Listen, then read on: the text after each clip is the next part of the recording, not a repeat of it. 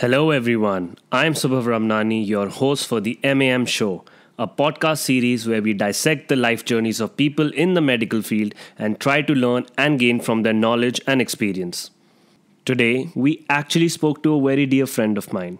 But why is his story interesting? Well, we pondered upon some issues he and other medical students usually deal with and emphasized on why guidance is important to tackle most of these issues when you're in medical school. So let's get on with the show. So, Manik, would you like to introduce yourself to our listeners? Yeah, hi Subhav. My name is Manik Bhalla, and I'm in my sixth year of medical university, and it's the final year here. It's not like those 4 years in India, and yeah, I'm doing good.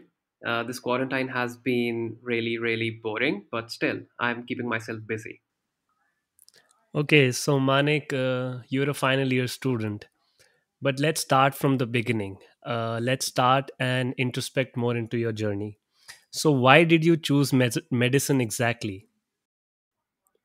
Okay, so it's gonna be a long story back when I was in kindergarten, and I had this fancy dress competition where I was dressed up as a doctor, and I still have that picture with me. I look really serious in that picture, but ever since that, I don't know, I had this attachment with medicine. Not really medicine, actually, I didn't understand medicine at that time, but mostly of being a doctor. And ever since I was a kid, my favorite color was red. And, red Oh, signifies blood. So I had this connection with this being a doctor and dealing with blood. I was a kid at that time. I only thought that okay, fine. If you're a doctor, then you have to just deal with blood. Like you will have blood all around you. Patients will be coming bleeding and everything. And I was never afraid of blood actually because I remember I used to get hurt a lot. I used to play, get hurt, fall down, and I would just approach my dad and I would be bleeding and he would panic more and I would just stand there and be like, okay. So yeah. and thirdly, it was the hype, I guess. Not really hype, but engineering and medicine were supposed to be at that point of time something really professional career, So I had this thing, but yeah, later on in life, as I grew up, I just uh, ended up having actual interest in medicine. I was always the best student in biology, in science in general, Wow. and I just felt connected. So call it a connection from kindergarten, but I feel yeah, this is the reason why I chose medicine. Okay, but as you've mentioned, you're studying abroad, like you're not studying in India. So, has it always been your like a dream or something you've always looked for that you will travel abroad and study abroad, or was it just out of choice, or what were the circumstances that made you choose studying medicine, studying your MBBS abroad and out of India? Okay, that's a really good question. I always planned on studying in India, and I never actually thought of going abroad and studying abroad or focusing on my career abroad. But it was choice. It was my choice finally, which made me decide that okay, fine, I'm gonna study abroad. I'm gonna go to Yerevan, where I currently am, and study. So the thing started with my entrance examinations, and I remember I've never been completely, amazing student, a prodigy, they say. I've never been that kind of a student. So I did my entrance examinations, and I only got in. I remember in Manipal University, I got a rank which could give me a dentistry seat, and in one more university, I will not name that university. I got I got a rank, but they asked for some donation. So Oh, my father has always been against donations. He has always been against it. He has told me very specifically, he had told me that if ever, if I have no choice, I will have to drop an year, study again, study harder, and then apply and then get a seat. So I had these problems, and finally, when like my options were narrowing down, they were closing actually. I've searched it up on the net, and I found different universities, one of which was my university, Yerevan State Medical University. And I checked all the requirements and what exams do I have to give and everything. And they were really suiting me because they wanted to test me on my knowledge of 11th and 12th. So I gave the exam, I passed with really good marks, and here I am. Okay. So now that you are already outside of India, do you regret that decision, or you wish like you would be better if you were studying in India close to your family? And like, will you recommend this studying abroad to others? Okay, so initially, yes, I was kind of scared of going abroad because I've not really been even outside my hometown, which is Delhi.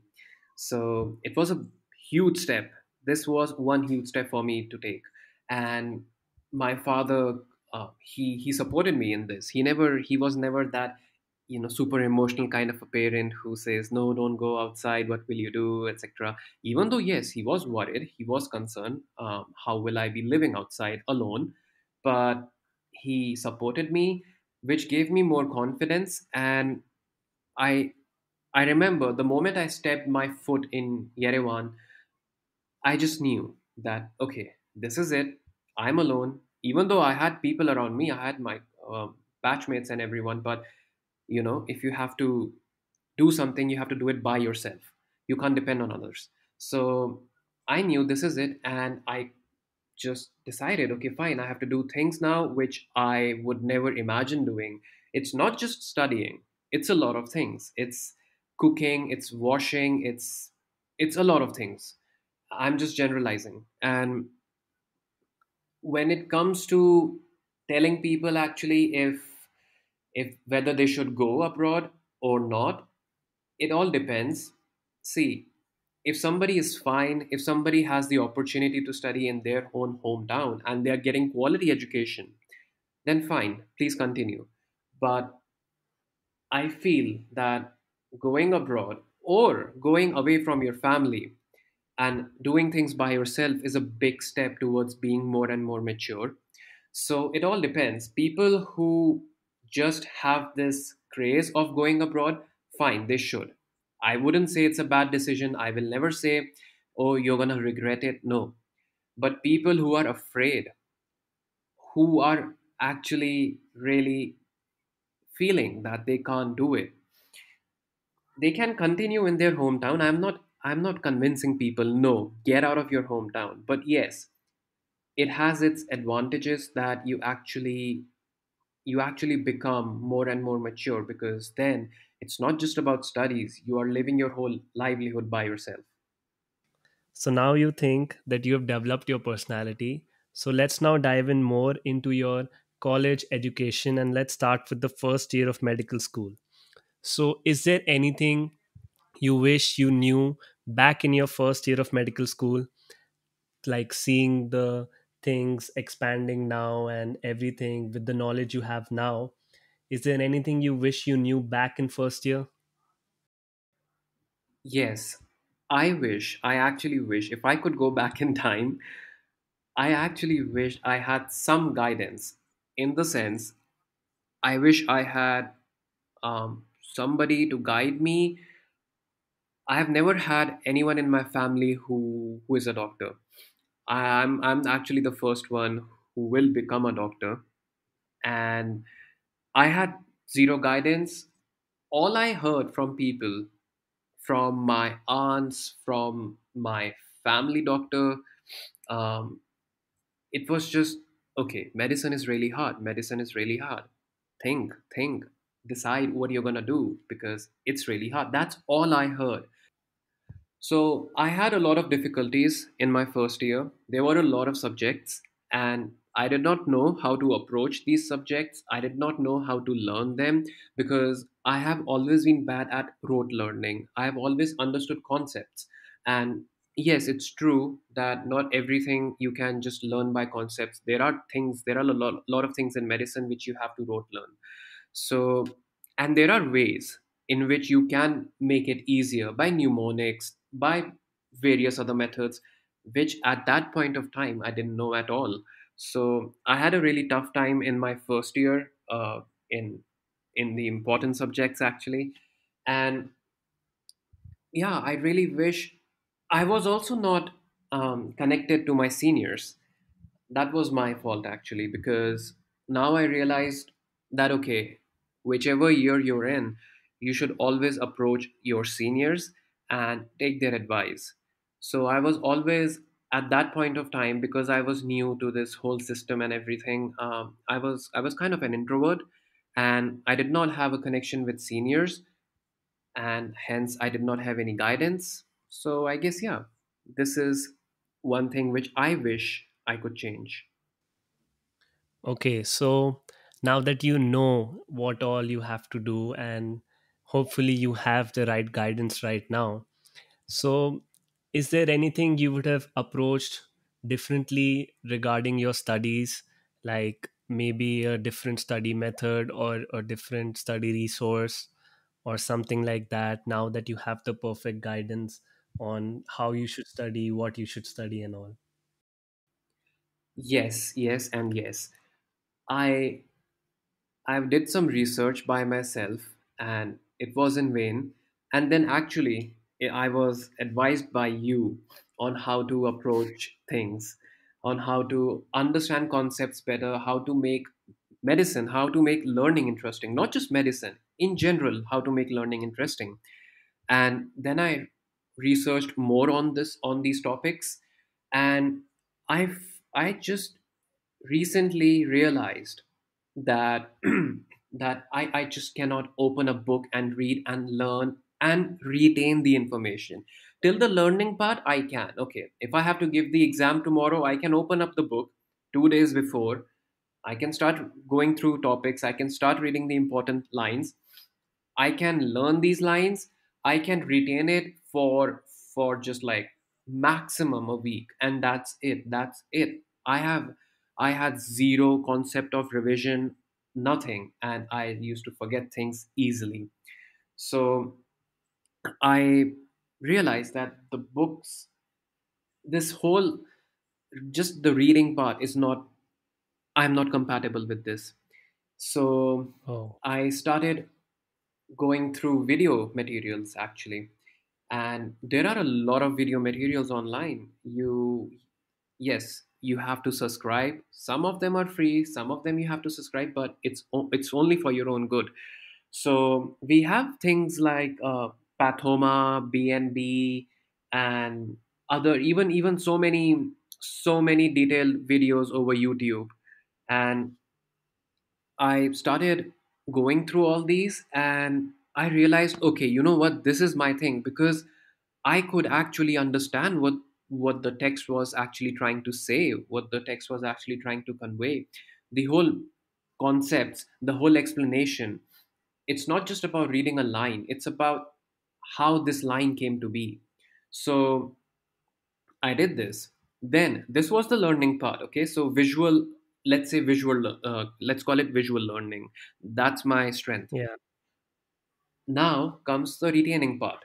So again, I was advised by you to try this flashcard method, and you told me about this great app, Anki, and I tried this, and I was amazed. Initially, yes, it was a lot of work for me to do all the flashcards, to make flashcards, to it was tiring, but you told me to Yeah. keep going. You only told me that okay, initially it's gonna suck, but then you'll just love it.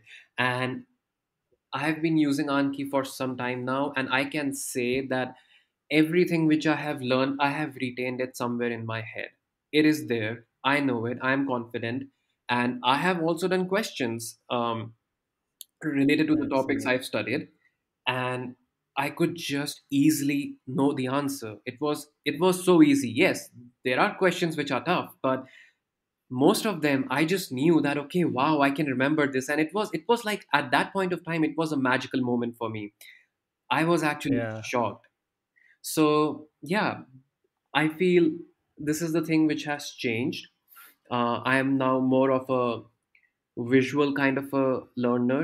I learn through videos and I revise with flashcards. And thanks to you, because I always had this confusion whether to go for flashcards or for just rereading your topics. And you made this whole table explaining the Yeah. pros and cons of different methods. So that really cleared Yes. my doubt. It's it's magical when you are doing your Anki and flashcards, and it's just doing Anki every day and every day, and then you stumble upon a question, and you're like, oh, without even looking at the options, I know this. I've just a subtle hint of something that, okay, I've read this, and Anki helps you retain that, and it's that magical feeling that you get that, okay, it's working. My study method is finally working. So that's great now that you have the perfect study plan and study method for you. And I'm sure you would recommend it to others, I guess. So let's come further in your journey. So, what would you say that your status is now, and what is your strategy now that you know everything? You're doing all via your videos and doing Anki. So, what's the plan? Like, where are you going to go from here? Okay, it's gonna sound really hilarious, but I plan on actually strengthening my foundation.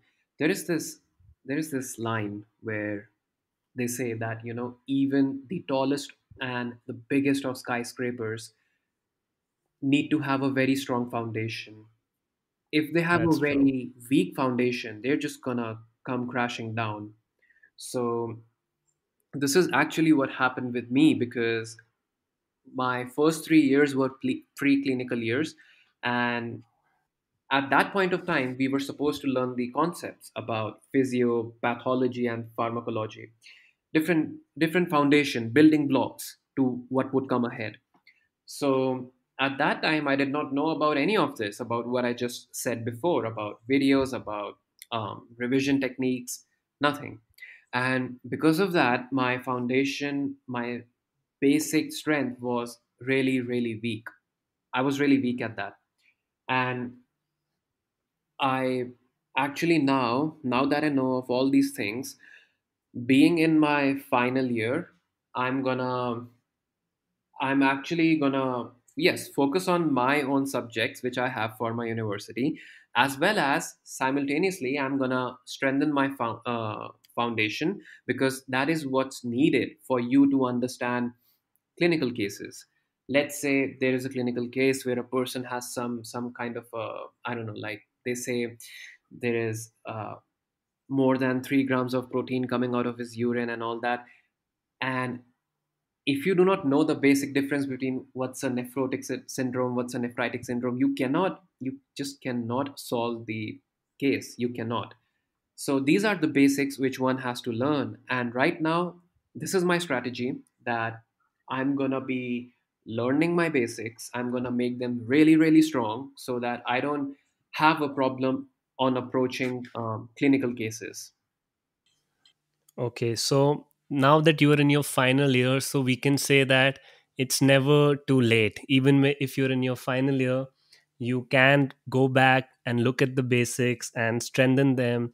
And I think that's only going to help you in achieving more success in different subjects further in your medical career. Because, as you said, if you have a strong base, I think you can have a good understanding of the topics that are going to come further. So now that everything is done, you're in your final year and you're strengthening your basics. So what's ahead for you? What is your plan? Are you gonna go for Indian exams after your graduation, or somewhere else like the USMLE, the PLAB, or Australian exam or anything? Have you thought of anything? So, what are the plans? Okay, so my initial, I have this whole schedule I have already made, and I have to focus on my state exam first here. I have to clear that. I Then yes, once I go to India, I plan on giving the FMG examination, and I plan on doing my internship to get experience. Now after that, I yes, staying in a foreign country, I know how strong it has made me. And yes, I would plan on continuing my career outside of India. Right now, I do not know exactly which examination to give, because, like I said, my strategy right now is to just work on my foundation as well as go hand in hand with my university subjects.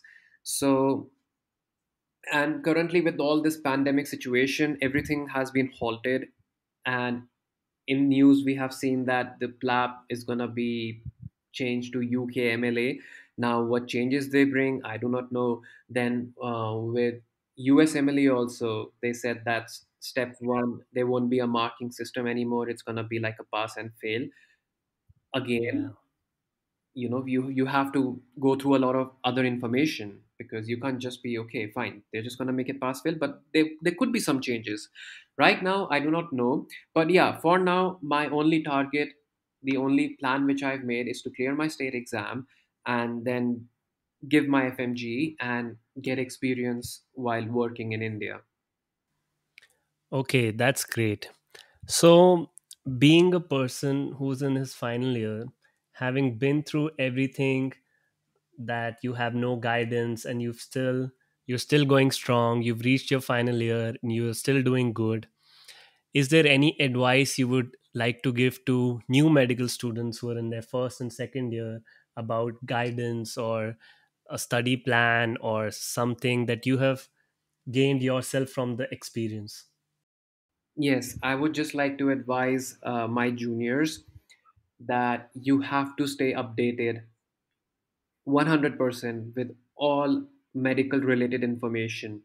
Even if it's not of your use at that point of time, just stay updated, just be aware of what's happening around you, because this will only make you more and more smarter on how to approach things on a later date.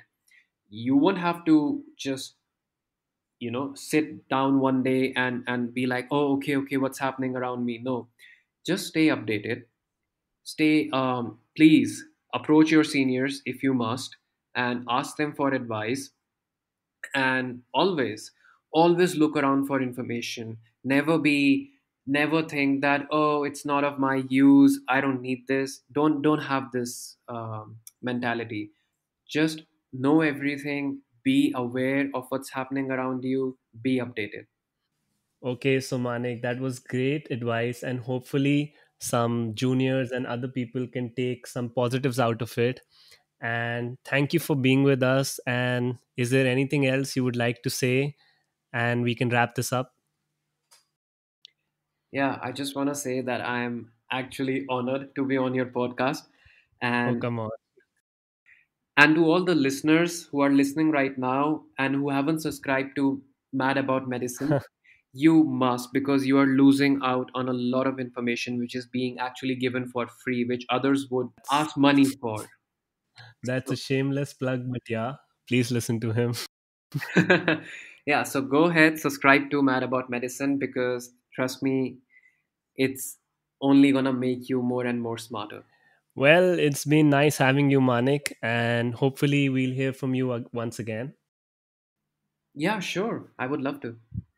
I hope you were able to learn something from this podcast.